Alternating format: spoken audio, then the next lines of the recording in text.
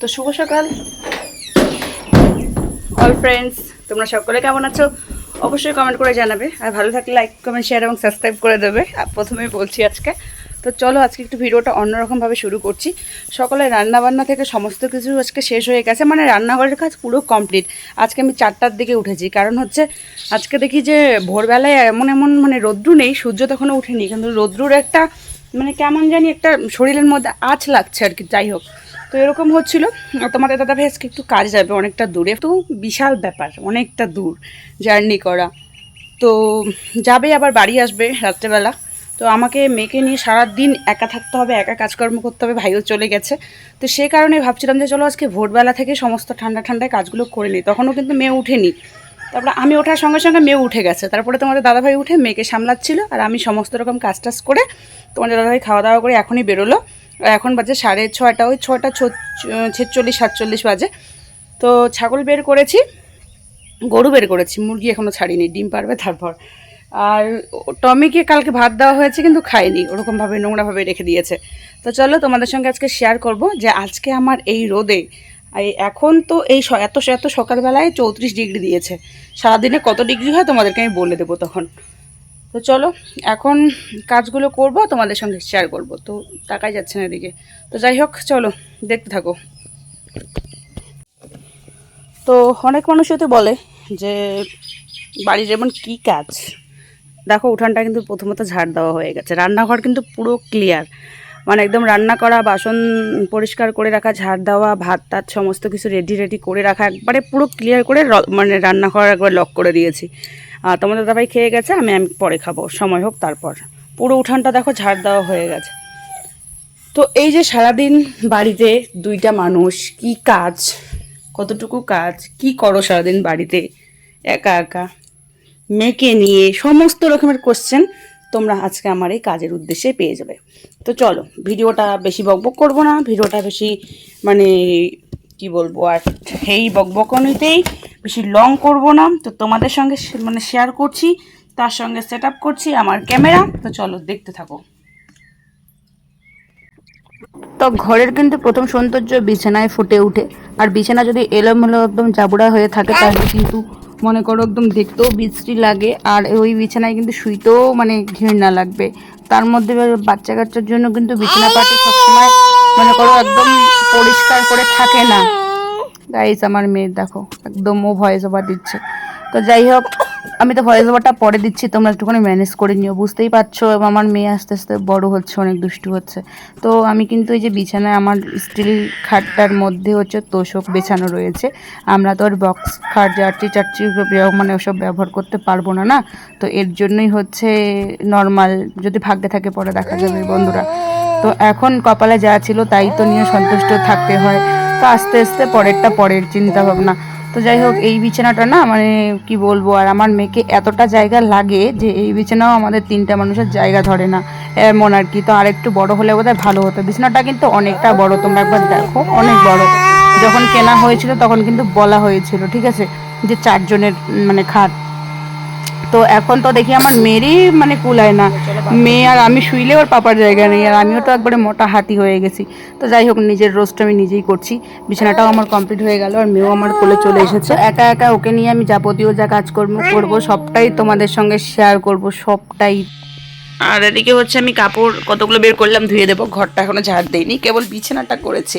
তো ওকে নিয়ে অনেকক্ষণ থেকে ঘুম পাড়ানোর চেষ্টা করলাম, ঘুম হলো না। তো বৃষ্টি পড়ছে, ছিটে ছিটে বৃষ্টি পড়ছে।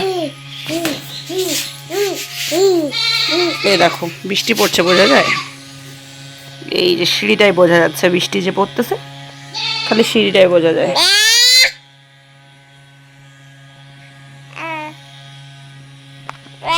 তো পাশে বাড়ি নননের মেয়েকে দিয়ে আসলাম, দিয়ে এসে বললাম যে একটুখানি ধর, আমি আর কি এটা করি, ঘরটা পুরো ঝাড় দিই। তারপরে ও ধরছে, আর বৃষ্টি একটু চিপচিপ করে একটুখানি বৃষ্টি ভালোই পড়ছে।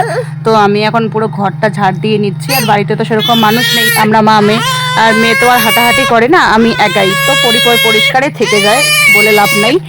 আর মনে করো যদি 2-3 জন বাড়িতে থাকা হয় বা তোমাদের দাদাবাড়ি থাকলে তো ও জুতো পরে ঘরের মধ্যে মানে ঢুকবে, তারপরে হচ্ছে জুতো মনে করো বাইরে মানে সিঁড়িতে রেখে খালি পায়ে উঠানের মধ্যে ঘুরে টুরে যদি ওরকমভাবে ঘরে ঢুকা হয়, ওরকমভাবে আমিও ঢুকি, তখন কিন্তু অনেক ঘরটা নোংরা হয়ে যায়, মানে অতটা মেনটেন করে চলার মতন অবস্থায় থাকে না, তখন চটপট কাজ করতে হয় না। আর এদিকে হচ্ছে দেখো আমার নননের মেয়ে কিন্তু মানে নিয়েও এলো আমার মেয়েকে, তো এখন ও স্কুলে যাবে। দেখো সেন্টার থেকে আজকে না মানে অনেকগুলো খিচুড়ি দিয়েছে, তো যতগুলো খিচুড়ি মনে করো আমি তো খাবোই না এতগুলো, আর আমি না আজকে রান্নাটাও করেছি বেশ ইস, আমার মতো বোকা আর কজন হতে পারে বন্ধুরা বলো তো। যাই হোক, এতগুলো তো খাওয়া আমার পক্ষে সম্ভব না, তবে হচ্ছে তোমাদের দাদাভাইও লেটে হয়তো বাড়িতে ফিরবে, এখন বাড়িতে ফিরবে না যতটা আমি জানি। তো যাই হোক, রান্নাবান্নাও আজকে যে করে রেখেছি আমি একবারই করার মতন, মানে তোমাদের সাথে কি বলবো আর। তো চলো আগে এখন আমি খিচুড়ি খাবো, আর তার সাথে হচ্ছে মুরগিদের খেতে দেবো, ওরা বেরিয়েছে অনেকক্ষণ আগে খাঁচা থেকে। আর দেখো আজকে আমি ভাতও ঠিক কতগুলো রান্না করেছি, এই ভাত সব ছাগলের পেটে যাবে, মুরগির পেটে যাবে, টমির পেটে যাবে।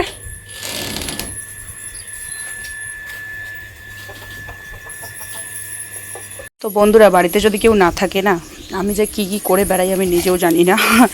আর মেয়ে যদি আবার ততক্ষণ একটু ঘুমিয়ে থাকে, তাইলে তো আমি একেবারে মানে এ থেকে জেড পর্যন্ত সব কিছু করে বেড়াই। তো যাই হোক, খারাপ কিছু করে ভেবো না তোমরা। তো আমার এটা ভাজা হয়ে গেছে, আর কিছুদিন আগে আমি আলুর চিপস করেছি এই কড়ার রোদে, আলু চিপস কটা ভেজে নিয়েছি, এখন একটুখানি খিচুড়ি খাবো, আর এগুলো ততক্ষণ ঠান্ডা হোক, কেবল তেল থেকে নামিয়েছি তারপর খাবো। তো চলো বন্ধুরা, আজকের আকাশের মানে একবার খেলে আকাশটা দেখো, কি কি কি হয়েছে বাবা? টুতু, টুতুকে ভয় পাচ্ছ? করবে না, কিচ্ছু করবে না। মার দেবো তুতুকে। তো এই দেখো কত সুন্দর একেবারে আকাশটা আজকে, এত সুন্দর লাগছে মানে বলে বোঝাতে পারবো না। শুধু এই সাইডটা না, দেখো কত সুন্দর একটা প্রকৃতি, বিরাট সুন্দর লাগছে আজকে চারিদিকটা দেখো। তো যাই হোক, কত সুন্দর লাগছে, আর একটা হাওয়াও দিচ্ছে খুব সুন্দর, আর আমি দিচ্ছি হচ্ছে এদের পাহারা। একটু এদিক ওদিক হইলে না মানে এরা একেবারে মানে পালানোর জন্য ব্যস্ত, একটু এদিক ওদিক হলেই দেখবে এবার এদিক দিয়ে পারলো না, এবার এইটা দিয়ে লাফিয়ে পালাবে।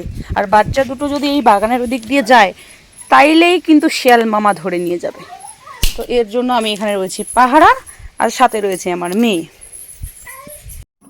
তো দেখো এদিকে হচ্ছে মানে কাঁঠাল গাছে না প্রচুর কাঁঠাল পেকে গেছে, তো মেয়েকে নিয়ে চললাম কাঁঠাল পাড়াতে। তো গাছে উঠবো না, মানে ঝুন্নি করা যে ছুরিগুলো থাকে না বাগানে ঝুন্নি করা, তো ছুরিগুলো কিন্তু অনেক বড় হয়, তো সেই ছুরিগুলো দিয়েই নাগাল পাওয়া যাবে। আর আমি যে মানুষটা লম্বা তোমরা তো জানোই, তো এখন এটা দিয়ে দেখবো যে কোন কোনগুলো পেকে গেছে কোন কোনগুলো কাঁচা রয়েছে। তো যেটা বেশি পেকে গেছে সেটাকেই আগে পাড়াবো, পাড়ানোর পরে গরুটাকে দেবো খাবে। আর আমি তো কাঁঠাল একদমই ভালোবাসি না, কাঁঠাল বলতে আমি কোনো ফলে ভালোবাসি না, আর তোমাদের দাদাভাইও সেরকমটা খায় না, তো এই কারণে গরু ছাড়া আর খাওয়ার মতন কেউ নাই। তো চলো কাঁঠালটা পাড়ালাম দেখলে তোমরা, আর মেয়েকে করে নিয়ে না সব কাজ খুব রিস্ক, একটু এদিক ওদিক হলেই মনে করো গায়ের উপর পড়ে যাবে। তো এই নিয়ে তোমাদের একটা গল্প আমি পরে শোনাবো, এই কাঁঠাল নিয়ে একটা গল্প আমাদের জীবনে ঘটেছিল। তো গাইস আমরা না এর আগের বছর থেকে মানে আমার যে বছর বিয়ে হয়েছে সে বছর থেকে কাঁঠাল মানে ফল ধরেছে, তার আগে কিন্তু একবার ফলেনি। তো যাই হোক, এবার তো এরকমভাবে কাঁঠাল গাছ ভেঙে পড়েছে, তোমরা জানো দেখেছো। তো কাঁঠালগুলা একবার পাকা কেউ খাইতে পারে না, এই কাঁঠালগুলা হয়তো একদিকে মানে একটুখানি পেকে যাবে তারপরে পুরোটা নষ্ট হয়ে যাবে। এই কাঁঠাল দুইটা গাছেরই কাঁঠাল এরকম, যাই হোক ওটাও মরে গেছে এটাও ভেঙে গেছে, কি করা যাবে। তো পাকা দেখে মানে পিছনটা পাকা একেবারে গলে গেছে, সে দেখে আমি ওটাকে পাড়ালাম, এখন দেখি কি ওপরটায় মানে কাঁঠালের গোটাটার ওইখানে আবার কাঁচা। যাই হোক ওরকমভাবে খাক। আর আকাশ একটা গুড় গুড় গুড় গুড় গুড় গুড় গুড় গুড় শব্দ করতেছে, আর এই দেখো গাইস আকাশের কি পরিস্থিতি। আর বাড়ির কিছু খরচা আনার জন্য আমি যাব দোকানে, কিন্তু দোকানে গেলে মানুষ দরকারে যায়, মানে চট করে যায় যে জিনিসটার দরকার সেটা নিয়ে চলে আসে, আর আমি দোকানে যাই শখের কারণবশত কোনো জিনিস আনতে, আর যাওয়ার সময় আমার এত লেভেলের এই করো ওই করো। তো বন্ধুরা মেজাজটা কার গরম না হয় তোমরাই বলো। এই দেখো দুলের অবস্থা কি হয়ে গেছে। হয়েছে এক জায়গায় যাব, শুধু আমি মানে দুলটাই পরার বাকি ছিল, ব্যাস এটাই গেল, লাস্ট পয়েন্টটাই মিস্টেক হয়ে গেল।